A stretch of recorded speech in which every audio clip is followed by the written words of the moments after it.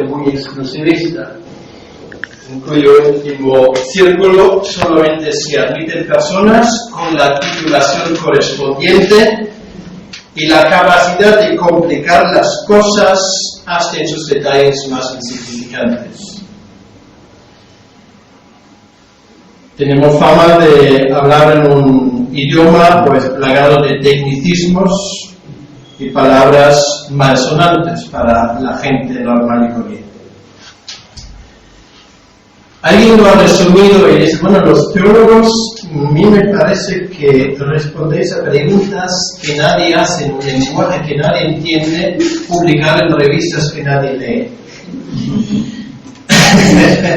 Pues, en algunos casos, os lo puedo decir, no va muy alejada de la realidad, pues esa afirmación.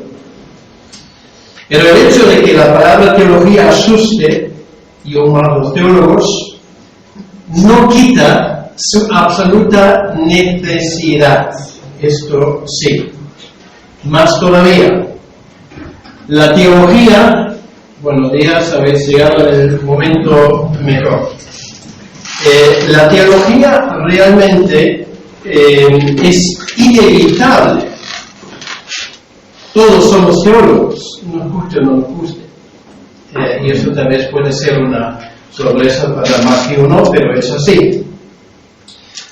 Por lo tanto, voy a intentar, todavía estoy con la introducción, pero tengo aquí el reloj que nadie entre en modo de pánico. Pues voy a romper una lanza en favor de la teología, de la buena teología, para que nos entendamos.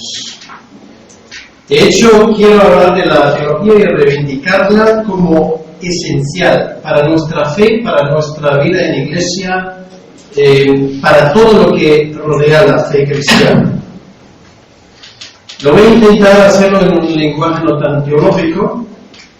Si esto va a funcionar, pues al final ya mañana lo vais a comentar en vuestro coche sin que yo esté presente, o si alguien me lo quiere decir directamente, no hay ningún problema, seguiremos siendo amigos. Recuerdo que hace tiempo recordé una viñeta, no sé si os gustan, no sé en español exactamente qué nombre tiene, pero en inglés son los Peanuts. Es Charlie Brown, Lucy, Schroeder. Sabe que él siempre andaba con que tenía una manta. ¿Sabe qué nombre tienen aquí? Snoopy. Bueno, Snoopy era el perro. Bueno, en fin. Pues esa gente. Y recordé una viñeta, no la tengo aquí, pero me encantó. Está Lucy mirando por la ventana y está lloviendo a cántaros.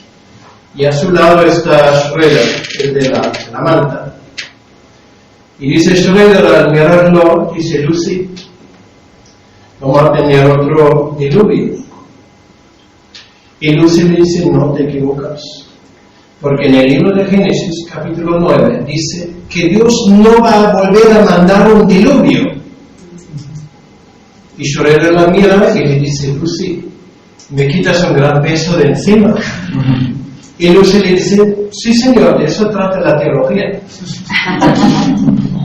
Pues esto es teología, y Lucy era una teóloga, obviamente, porque sabía aplicar esto bien. Siempre me ha encantado esa pequeña historia porque nos enseña tres cosas. Hasta de Snoopy puedes aprender buena teología en un momento. En primer lugar, la teología está relacionada con nuestras vidas, con la tuya y con la mía. En segundo lugar, la teología nos ayuda a guardar una perspectiva relevante o adecuada de las cosas, o sea, ver las cosas en su contexto adecuado. Y lo tercero es que la buena teología es comprensible, quiere decir que se te encienden las luces. No lo sabía, pero ahora sí que lo entiendo. Y estos son momentos estelares. No sé cuándo te ha pasado la última vez, cuando alguien te explicó algo y dice, sí, es que ahora entiendo. O sea, son momentos realmente espectaculares.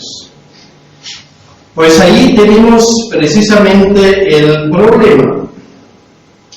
La impresión que muchos creyentes tienen es que la teología no tiene nada que ver con nuestras vidas y por lo tanto realmente sirve para poca cosa. Por lo tanto, se ha puesto muy popular hacer alarde de la frase, como por ejemplo, yo no tengo teología. Y se dice incluso con cierto orgullo. O en nuestra iglesia no necesitamos teólogos porque tenemos la Biblia. O por ejemplo, yo no creo en la teología, yo creo en una persona.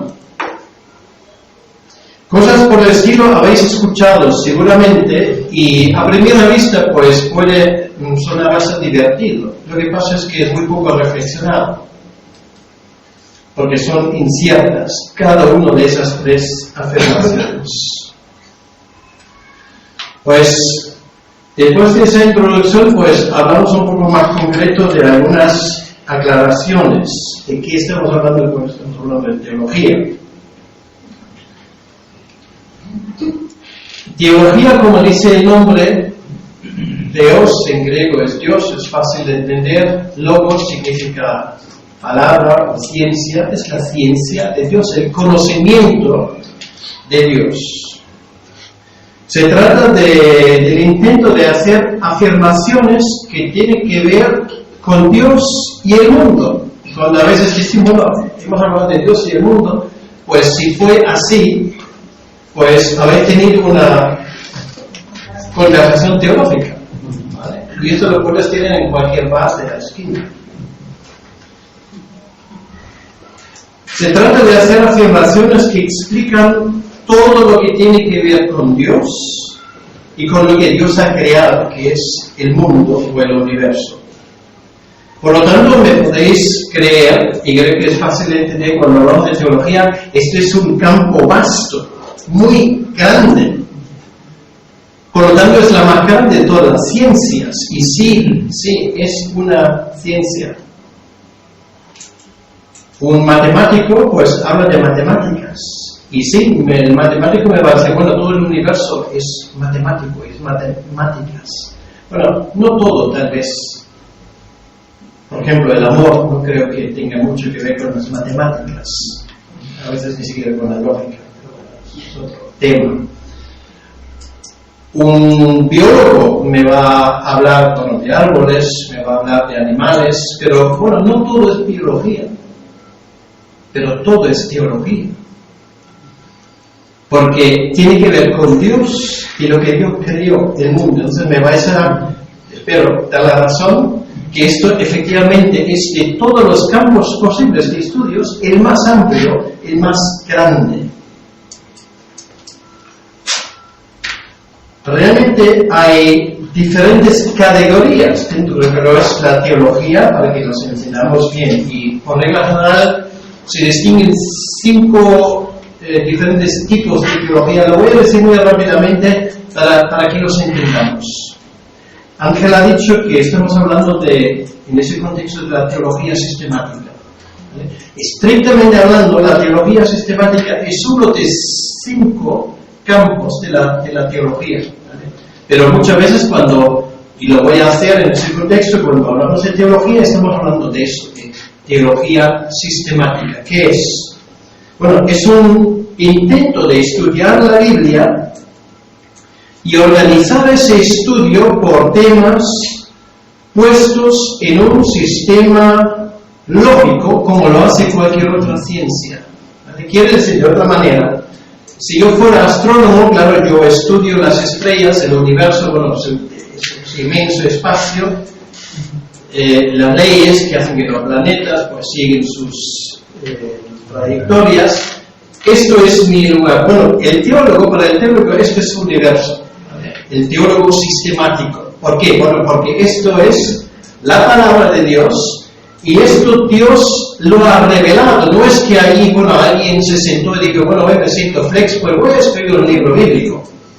No, esto es revelación divina. Quiere decir, si Dios no hubiese revelado, pues no lo tuviéramos.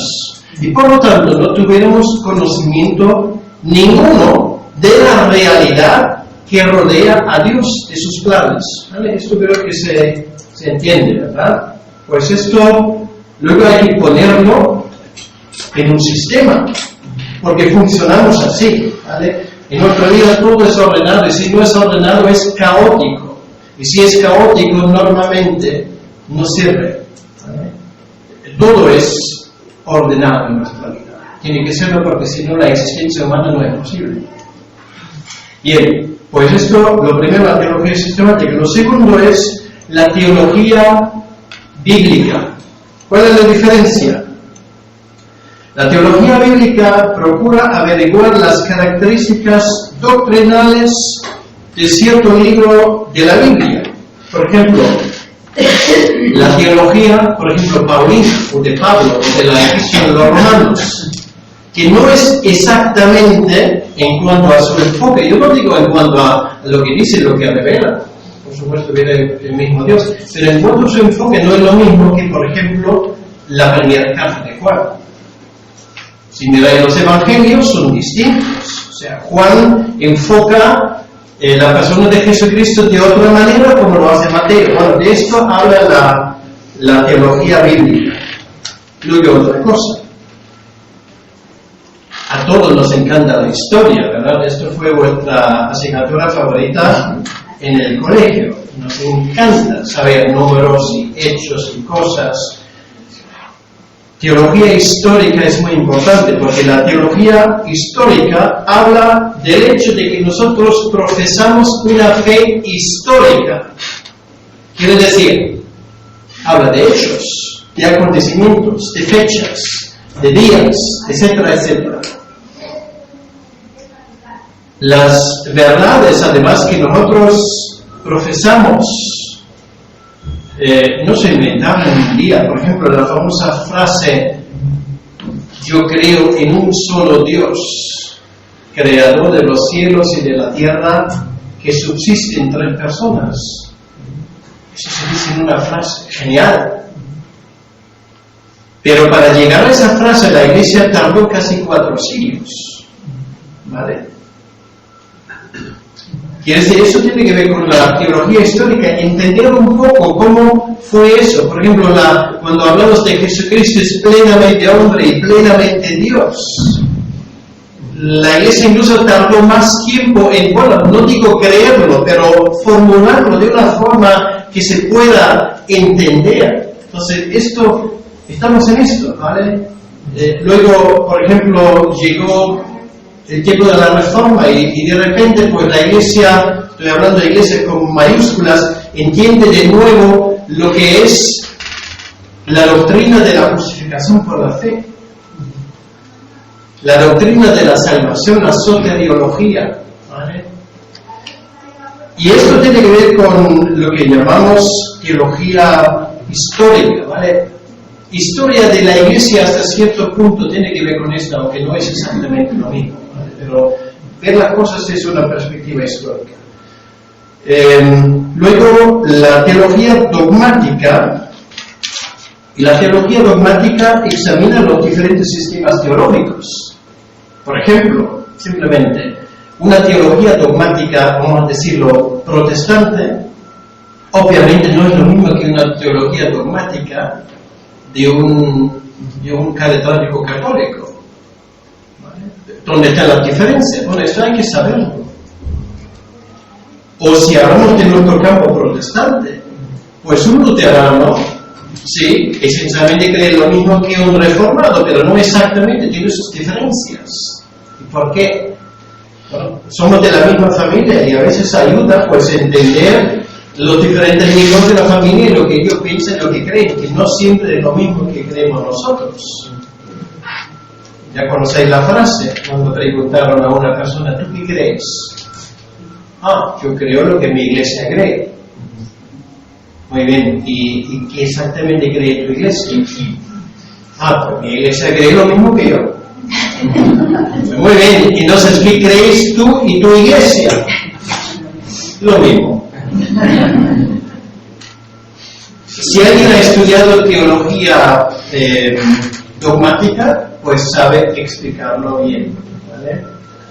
Y lo último, la teología contemporánea. No sé, Ángel, si Olivia, si os acordáis, la asignatura favorita de todos los alumnos en un seminario teológico es algo como la toxología evangélica. O sea, estudias cualquier tontería que alguien se ha antojado. Y el siglo XX está muy rico en sandeces, no solamente del campo teológico, yo no digo del siglo XXI, que nos estamos ya superando. Bueno, estas son las 5 asignaturas generales de la teología. Volvemos a lo nuestro, a lo primero, la teología sistemática, y es evidente que hoy en día existe una gran necesidad de un conocimiento sistemático de la fe cristiana. Si alguien te pregunta, ¿tú qué crees? Claro, puede ser lo que mi iglesia cree, lo que Ángel predica, yo creo eso. Todo lo que diga Ángel, yo lo creo. Pues muy bien. Será mejor que lo haga. Pero si alguien ahora quiere saber exactamente, bueno, empezamos con lo más fácil, lo de la Trinidad. ¿Cómo se come esto? Es muy interesante porque, claro, a ver, ¿quién entiende la doctrina de la Trinidad que levanta la mano? Bueno, por lo menos soy muy honesto, yo tampoco la he levantado porque no la comprendo. Nadie la comprende. Nadie. Ahora, yo puedo demostrar que la doctrina de la Trinidad es verídica, que además está en la Biblia, sí, lo hago en un minuto. Fácil. Y son esas cosas que poder dar razón de nuestras creencias de una forma coherente. ¿Vale? Y eso no tiene nada que ver con que hayas estudiado una carrera académica, no tiene nada que ver con eso. Nada que ver. Y lo digo simplemente porque, bueno, seguramente que aquí habrá gente que no ha querido o no ha tenido la ocasión de estudiar formalmente en una universidad, pero bueno, igual, pues, no sé, eres fontanero o mecánico automovilístico, algo por el estilo, pues no creas que con las cosas que tú haces hace falta menos capacidad intelectual, ¿vale? Es de otra manera. Pero reparar un coche para mí es un auténtico milagro. Bueno, también entender cómo se compone la factura también. Ahora, la teología sistemática, y os he prometido que intento ser fácil, se resume en 3 palabras. Dios es Dios. ¿A qué mola, no? Dios es Dios. Es el resumen de la teología sistemática. ¿Por qué? ¿Qué quiere decir esa afirmación? Quiere decir que Dios es un Dios soberano, lo cual quiere decir que Dios no depende de nadie. O sea, al inicio, si vas en Génesis 1 hacia atrás, hacemos ese pequeño experimento. Empezamos el día 6º, ¿vale? Ya está Adán, ya está Eva, están en su jardincito, pues están viendo los animales, el cielo azul, los pajaritos que cantan, y las montañas y todo esto, y vamos un paso hacia atrás. Bueno, desaparecen Adán y Eva y los animales. Y vamos a dar un paso atrás, desaparecen las plantas, los peces, los océanos, desaparecen las montañas, finalmente desaparece la tierra, el sistema solar, y no solamente esto, desaparece todo lo que hay en el universo. Un inmenso espacio vacío. Y ahora, haz el experimento, desaparece el universo. Imagínate esto, ¿puedes? Normalmente mis estudiantes, cuando llegas a ese punto, me dicen que duele la cabeza. Porque no somos capaces de imaginarlo nada, salvo el que estaba desde el inicio. Bueno, ya es una falacia decir esto. Siempre ha existido Dios. Y a eso se reduce toda la teología. Dios es Dios. Y todo lo que hay, todo lo que vino después, viene en función de ese Dios que se manifiesta. Si hemos entendido esto, bueno, ya hemos dado un paso gigantesco en convertirnos en teólogos de primera categoría. Dios es un Dios soberano. Y ahora vienen los tres omnis, no omnis, omnis. Omnipotente, omnisciente y omnipresente. Todopoderoso, que existe y actúa de acuerdo con lo que se llaman sus atributos. Y todo lo que tú ves, incluso si está marcado por el pecado, todavía tiene esa idiosincrasia que viene de nuestra Dios. Da igual si miras por un microscopio o por un telescopio. Igual si estudias las leyes de las matemáticas o las leyes que descubrió Isaac Newton, o me da igual, todo simplemente refleja ese Dios de orden en lo grande y en lo pequeño. Es una auténtica maravilla. La palabra sistemática, cuando hablamos de teología sistemática, implica, por lo tanto, tres cosas. En primer lugar, que es posible dar una representación. Me vas a perdonar, ahora lo explico, pero voy a usar palabras. Una representación unificada y extensa de la enseñanza bíblica de Dios. Unificada quiere decir que es desde el inicio hasta el final lógico, coherente. ¿Vale? No estamos hablando de un Dios caprichoso, por ejemplo, sino estamos hablando de un Dios de orden, es una frase bíblica. Y además, pues ese Dios de orden, porque los órdenes pueden cambiar. Antes, hablando de lo político, había un orden dictatorial, ahora hay un orden democrático y vas a ver lo que va a venir. Los órdenes pueden, dentro de su orden, puede ser coherente, pero luego cambia el orden y se acabó. En el caso de Dios no, porque viene otra cosa. Dios no solamente es un Dios de orden, sino además Dios es inmutable, no cambia. No dice, bueno, es así, pero ahora a ver, no sé, mañana pues me lo pienso y va a ser de otra manera. Hoy tú estás salvo, te lo garantizo, pero tal vez en 1500 años cambio de opinión. Cuando me aburro de ti, te veo en el cielo todos los días. Para decirlo de alguna manera. Pero esto nos parece absurdo. Pero mira un poco lo que hay en nuestro alrededor, empezando con los mismos griegos. Los Zeus era un dios de muy mala uva, ¿vale? Si se le cruzaron los cables, pues dejó caer rayos y azufre, y el día siguiente, bueno, ya no se acordaba de nada, porque además pues le gustaba beber. ¿Vale? Pues bueno, los griegos, claro. Pero vete al Islam, la segunda mayor religión del mundo. Alá, de que se ha puesto muy de moda, dice, bueno, Alá y el Dios de la Biblia, bueno, son lo mismo.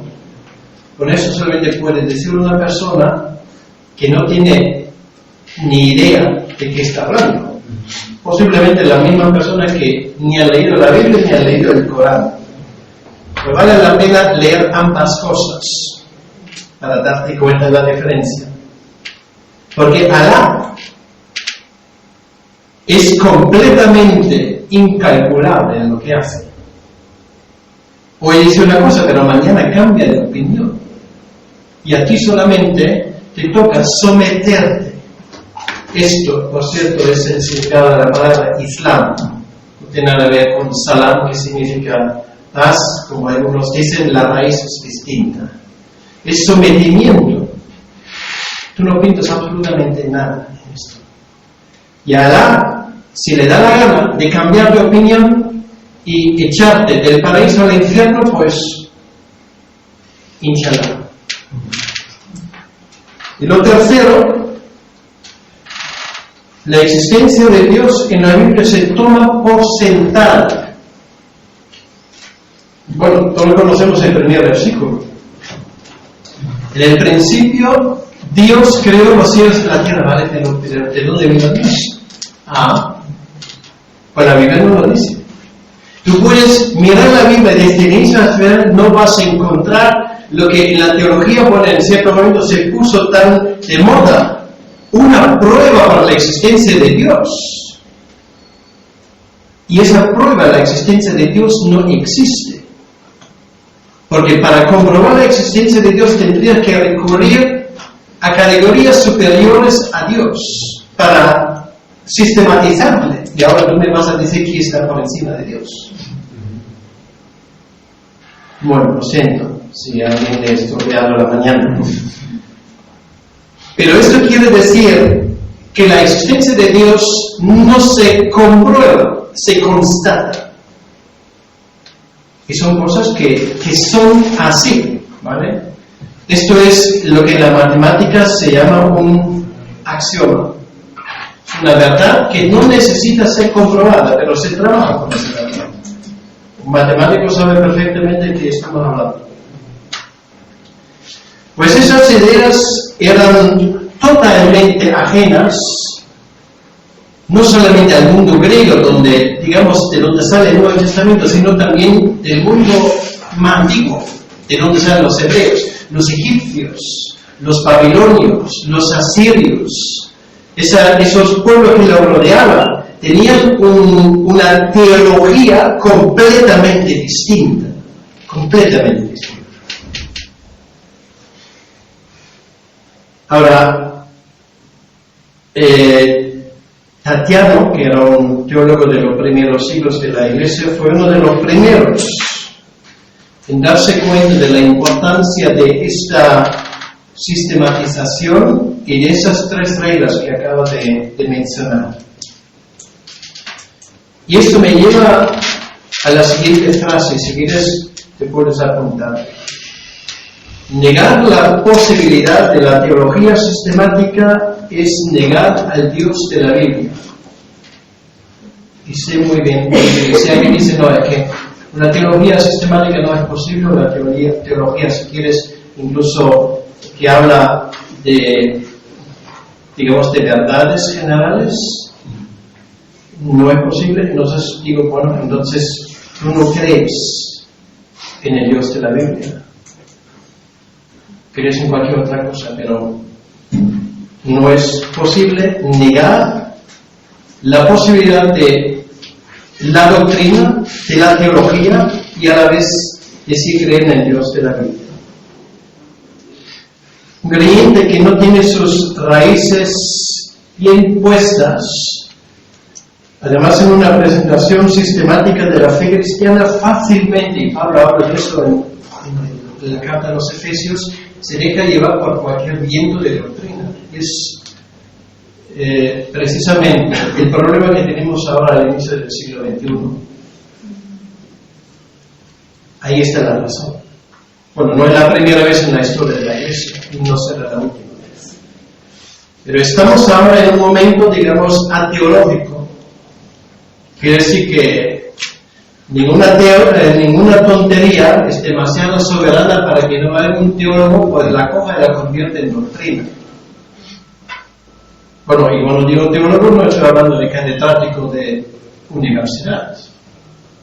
La gente que hoy domina, pues a veces más que sus cátedras, pues los medios sociales. Bien, pues ahora hablamos un poco en el tercer punto de la coherencia de las escrituras y los límites de la teología. Y vuelvo a lo mismo, vamos a constatar esto. No puede haber teología coherente si la palabra de Dios no es coherente, ¿vale? O sea, ese es lo primero. Y claro, no es el tema ahora, pero esto quiere decir que saldremos automáticamente de la base de que la palabra de Dios es una palabra inerrante e infalible. Esto es axiomático, ¿vale? Quiere decir, si esto no es así, pues entonces realmente, y lo digo muy en serio, apague y vámonos, porque no hay nada más que hacer. Nada más que hacer. Y es una de las razones porque la inherencia y la infalibilidad de la Biblia es muy importante. Bueno, durante 1800 años no había ninguna necesidad, digamos, de comprobar esto, pero hoy sí. Hoy, además, estamos en condiciones de dar excelentes argumentos en favor de esto. Bueno, por ejemplo, este libro se escribió con esa intención, precisamente.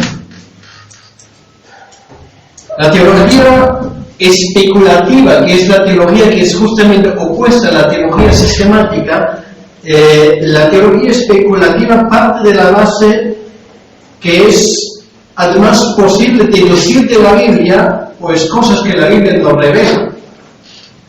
O sea, da un paso más. Para que se me entiende, en la Edad Media, estamos hablando de los tiempos de Tomás de Aquino, por ejemplo, o de Anselmo de Canterbury, había debates entre los teólogos que si los ángeles, o cuando los ángeles caben sobre la punta de una aguja. Bueno, os vais a reír, pero estos fueron debates que se alargaron durante meses. Bueno, el famoso tema del sexo de los ángeles, etcétera, etcétera. Bueno, son cuestiones realmente, dice, bueno, y esto de la Biblia se puede deducir, bueno, algunos creían que sí. O sea, no diga que esa gente, bueno, ¿y cómo se les ocurre? No se les ocurre precisamente en el marco de esa teología especulativa. Y obviamente llegamos con esto, estamos hablando de un deporte casi intelectual, eso sí, para gente que vive en su torre de marfil, porque realmente esto no tiene nada que ver con la realidad teológica y tenía obviamente sus resultados absolutamente nefastos. Por ejemplo, algo que tal vez nos interesa más, el tema de las indulgencias. El tema de las indulgencias que causó la reforma, claro, ¿dónde está en la Biblia? Pues, literalmente en ningún lado, ¿vale? Y esto no es muy difícil de comprobarlo, pero eso quiere decir que la Iglesia Católica se lo inventó. Pues sí, se lo inventó, pero a base de deducciones precisamente de ese tipo de teología especulativa. Bueno, no os voy a aburrir más con esto, pero voy a hablar de otro tema que está relacionado con esto, y esto es la teología abstracta. ¿Qué es abstracto? Abstracto es que no tiene nada que ver con la realidad. Y esto tiene que ver un poco con nuestra forma de enseñanza. No sé cuánta gente aquí pasó por alguna universidad. Uno. Aquí me imagino que todo el mundo pasó por el sistema educativo, cuyo fruto, digamos, más nefasto es la universidad. ¿Y por qué lo digo? Porque realmente después de 9 años, 11 años o 12 años de un sistema escolar, pues te tocan otros 4 años en la universidad, y cuando sales de la universidad estás plenamente cualificado para trabajar en McDonald's. Me vais a perdonar si yo no veo que exagere mucho, pero pues a veces para entender las cosas. Si lo ves en el plan mundial, pues ese sistema que tenemos educativo, universitario, es un sistema que yo llamaría abstracto. ¿Por qué? Porque por regla general no tiene nada que ver con la vida real. Yo no sé cuántos aquí han estudiado empresariales. Pues tú estudias empresariales y luego te enfrentas, después de haber escuchado durante 4 años profesores que supuestamente saben del tema, pero no han sido otros que producto de un sistema endogámico que se reproduce a sí mismo, y llegas a la vida real y no te sirve para nada. Estamos ahora ante una de las mayores crisis económicas y financieras de toda la historia mundial. con unos economistas y gente que se han ganado premios Nobel, pero que simplemente se reproducen de forma endogámica dentro de ese sistema y no entienden nada. Y si esto se graba, pues lo podéis publicar, ¿vale? Es contenido de otro libro. Es así. ¿Y por qué? Bueno, porque ese sistema universitario lo hemos heredado de los griegos, de ese pensamiento griego especulativo que está completamente, muchas veces, platónico, alejado de la realidad de la vida. Y todavía en Occidente no creemos tan listos en dar a las ideas más valor que a la práctica. ¿Y por qué digo todo esto? Porque esto nos ha envenenado la teología. Precisamente esas ideas a veces tan abstractas, tan elocuentes, tan fascinantes, que se generan en los seminarios teológicos, pues luego la gente sale y estoy en ese mundo, o sea, sé de qué estoy hablando. Luego vienes después de estudiar, en el caso de Ángel no es así, pero pero luego sales de un seminario después de 4 años, porque Ángel así es muy bueno, sales después de 4 años y te das cuenta que las cosas que yo aprendí que me sirve, no voy a decir nada, pero me sirve para poco. Porque claro, tú puedes tener tus debates y esto, el arminianismo y el calvinismo y esto se come niños y esto, no sé, y luego, he dicho comer, no quizá. Entonces luego sales y esto para qué me sirve. O sea, de eso estoy hablando. Hemos llegado a un punto de dar a la teología una exclusividad. Se crea su propio mundo. Y no solamente la teología, otras ciencias también. Mientras que la cosa debería ser al revés, si esto es el producto de un Dios que lo ha creado todo, que lo ha revelado aquí. Entonces, obviamente, eso es evidente. La teología tiene algo que ver no solamente con mi relación con Dios, eso sí, y en primer lugar, sino tiene que ver algo con cualquier cosa que tiene que ver con la vida humana. Yo no sé si lo he hecho en vuestro caso, posiblemente, pero cuando estaba hablando y enseñando un tema que se llama prolegómena, que es algo de introducción a la teología, pues pedí a algunos estudiantes, o a los estudiantes, eso cambiaba de año en año, pero lo hice muchas veces, y escribí una teología de la educación, una teología de la economía, una teología del deporte. El deporte forma parte de nuestra vida, ¿o no? Bueno, de la vida. Y no se puede poner esto, digamos, en un sistema teológico. La teología es la teología de las artes, por ejemplo. ¿Por qué? Lo que hemos hecho es que hemos dejado todo esto, lo que es la vida humana, a los humanistas, los ateos, los agnósticos, porque supuestamente la Biblia no dice nada sobre esto. Y nos hemos creado nuestro pequeño mundo endogámico, donde muchas veces se habla de cosas que no tienen ningún tipo de relevancia. Y lo digo simplemente en cuanto a la economía, porque es eso más entiendo. Espero que aparte de la teología, pero es un tema que me lleva entonces desde hace más de 20 años. ¿La Biblia tiene algo que ver con esto?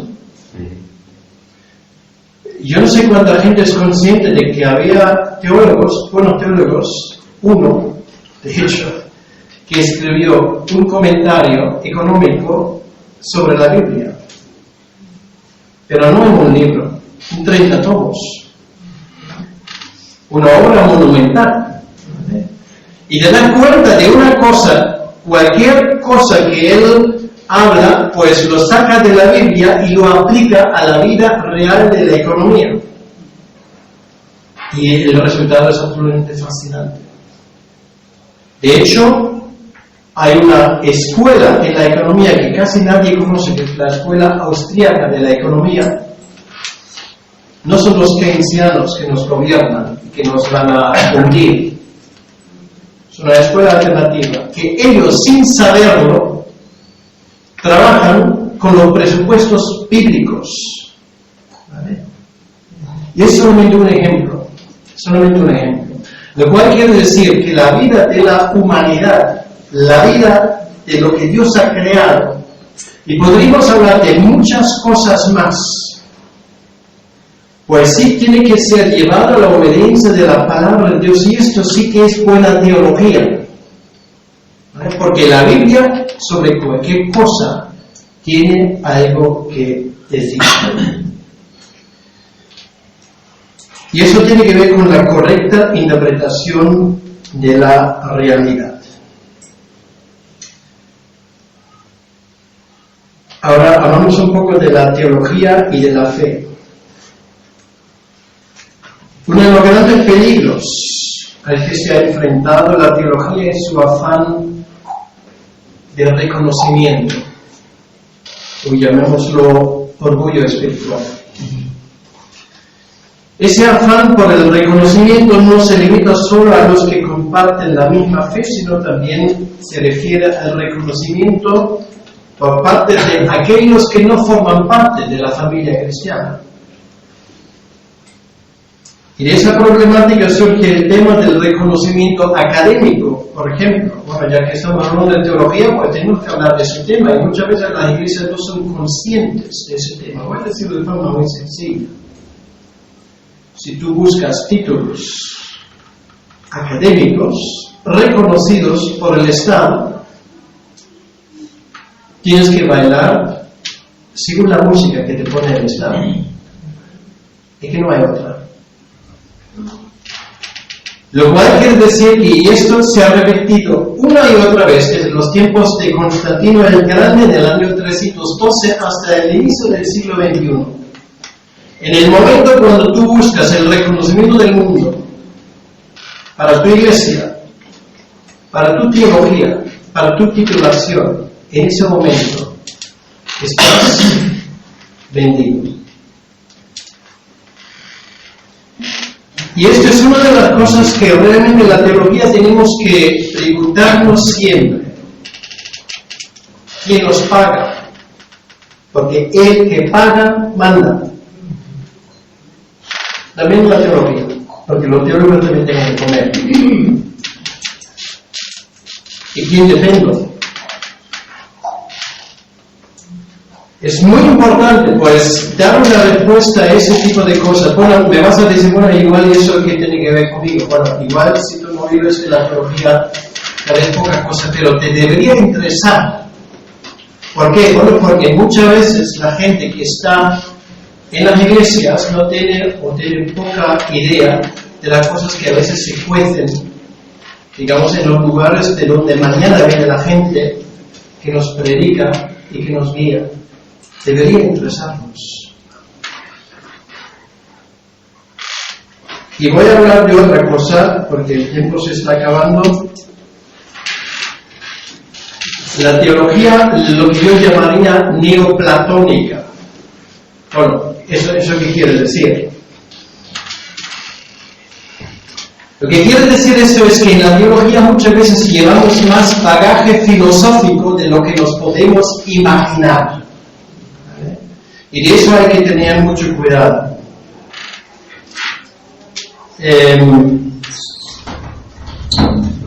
Tenemos que volver a lo que yo llamaría una teología auténticamente bíblica y no avergonzarnos de ello. Porque lo único que a nosotros nos debería interesar es qué es lo que la Biblia dice. Y cuando digo neoplatónica también hay que tener mucho cuidado en no perderse, o como se suele decir aquí, no ir por los cerros de Úbeda, de no perderse en detalles completamente insignificantes. Y me vais a perdonar, bueno, yo no conozco vuestra iglesia, pero como me habéis invitado, me voy a tomar la libertad de hablar con claridad. Es lo que me gusta. El tema de la escatología, por ejemplo. En el tema de la escatología y es solamente uno de los temas, hemos llegado hoy a gente dentro del mismo campo evangélico, conservador, que cree en la infalibilidad y en la integridad y todo lo que tú quieras de la Biblia, pero sin embargo no se habla, porque otros creen que el rapto es en medio de la gran tribulación y otros creen que es al final, luego hay otros que creen que es al inicio y otros creen que no hay ningún rapto. Pero bueno, y son como gato y perro. Pues obviamente la pregunta que nos debemos de hacer es: ¿esto realmente debe de ser así? Si miramos al mundo, estamos situados al inicio del siglo XXI ante unos cambios que tal vez todavía no nos imaginamos lo que tenemos por delante, no en 50 años, no, estoy hablando de los próximos 5 a 10 años. Si yo quiero, pues todo lo que estamos aquí, porque os veo de buena salud, lo viviremos. Como teólogos, ¿tenemos alguna forma de hablar a la gente para avisarles de lo que está pasando? Estoy hablando, por ejemplo, del tema educativo. ¿Vale? Lo que están haciendo ya, bueno, no lo que van a hacer, lo que ya están haciendo con nuestros hijos. ¿Vale? Yo no sé cuántos habéis leído el currículo de lo que se va a dar en las escuelas de vuestros hijos, de ciertas asignaturas. Y es solamente un ejemplo, ¿vale? Un ejemplo. O no sé si nos hemos dado cuenta de lo que significa, y estoy soltando simplemente cosas. La invención de ordenadores que se llaman ordenadores que se basan sobre la computación cuántica. Esto no es futuro, esto ya es algo que ha empezado. Eso quiere decir que cuando esos ordenadores llegan, no hay secreto, porque no hay clave posible. ¿Vale? Estamos hablando del tema de que poco a poco el Estado está ocupando la función de la gran niñera. Y esto lo van a conseguir durante diferentes métodos y maneras. La teología debería ser la primera que levante la voz. Y ahora, pues, neoplatónica, no estamos hablando de debates estériles sobre el tema del rapto, aunque eso puede ser un tema muy interesante, pues no lo dudo. Pero de momento no creo que sea nuestro mayor problema eso. Desde el punto de vista teológico tenemos respuestas. ¿Dónde están la gente que hablan, bueno, lo que hoy se llama la voz profética? Esa voz profética, pues me parece que estamos como en los 400 años entre Malaquías y la llegada de Juan el Bautista. No hay. Y termino, porque ya he acabado el tiempo, con el tema de la meta de la teología. ¿Cuál es la meta de la teología? No es un propósito en sí mismo. Yo no estudio teología porque es tan interesante, no. Estudio teología, o si no lo estudio formalmente, me interesa la teología, intento formarme en la teología por una razón. ¿Por qué? ¿Qué es teología? Acabamos de tener un tiempo de alabanza. Teología es adorar a Dios con mi mente, con mi pensamiento. ¿Vale?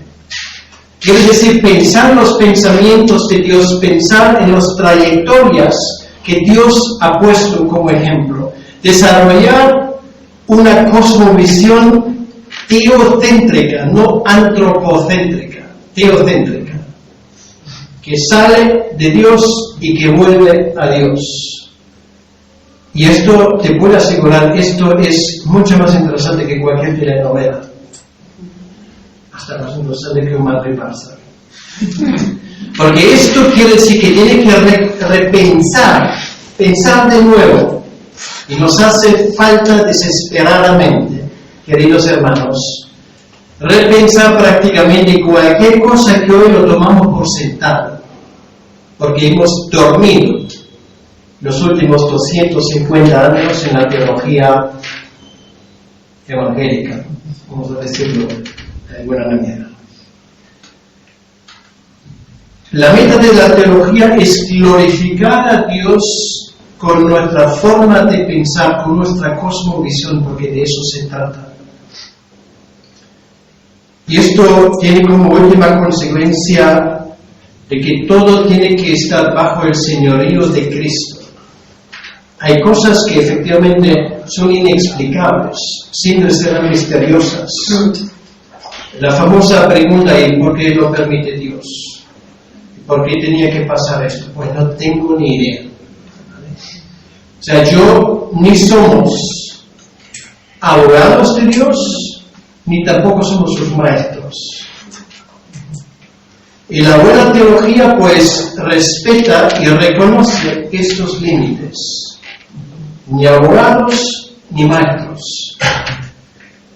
Por lo tanto, la teología siempre tiene como última meta de llevar a las personas al señorío de Cristo, quiere decir que respetar y reconocer que a veces cuando nos suben las aguas y que a veces estamos en una situación muy difícil y cuando a veces pues hay preguntas que no tienen, parece que respuestas, de decir, pero en ti confío. Bueno, acabamos de escucharlo del Salmo 21, no viene de perlas.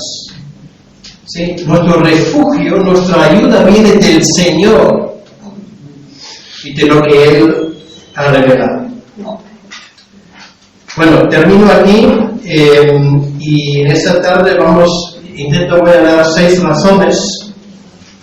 Bueno, ya me veis el plumero, ¿no? Pero voy a dar además 6 razones de por qué la teología es importante. Bueno, eso ha sido simplemente la introducción. Entonces, luego por la tarde, pues, lo clavamos, que Dios nos bendiga.